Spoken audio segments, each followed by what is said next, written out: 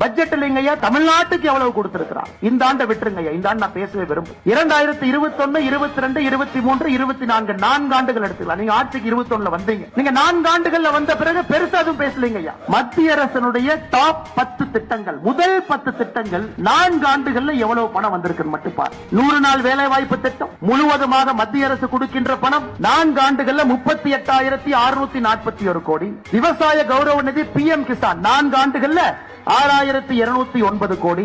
சமகிரக சிக்ஷா 5,880 கோடி. குழந்தைகளுடைய ஊட்டச்சத்தை உறுதி செய்யக்கூடிய திட்டம் போஷன் அபியான் 2,796 கோடி. சுகாதாரத்தை மேம்படுத்த உட்கமைப்பு நிதி 5,753 கோடி. முதியோர் பென்ஷன் முழுவதும் மத்திய அரசு கொடுக்கிறாங்க ஐயா 2,480 கோடி. வீடு வீட்டு குடிநீர் ஜல்ஜீவன் திட்டம் 5,899 கோடி. கிராமப்புற மோடி வீடு 3,087 கோடி. இந்த முதல் 10 திட்டத்தை மட்டும் நீங்க கூட்டி கழிச்சு பாருங்க. இன்னைக்கு தமிழ்நாட்டில் தேசிய நெடுஞ்சாலைகள் திட்டத்தில் மட்டும் நடந்து கொண்டிருக்கக்கூடிய பணி 46,617 கோடி. டிஃபெண்டர்ல ஜொங்கின்னு போறீங்களே, யார் ரோடு போடுறோம்? ஜொங்கின்னு துரைமுருகன் அண்ணன் பொன்முடி அண்ணன் போட்டி போட்டு பின்னாடி சீட்ல உட்கார வச்சுட்டு ஜொங்கின்னு போறீங்களே, அந்த ரோடு யாரு போடுறா? கூட்டி கழிச்சு எப்படி நீங்க கணக்கு பார்த்தா விமான நிலையம், துறைமுகம், தேசிய நெடுஞ்சாலை, இது எல்லாம் தமிழக மக்களுடைய வரி பணம் திரும்ப நமக்கு வருதுங்க ஐயா.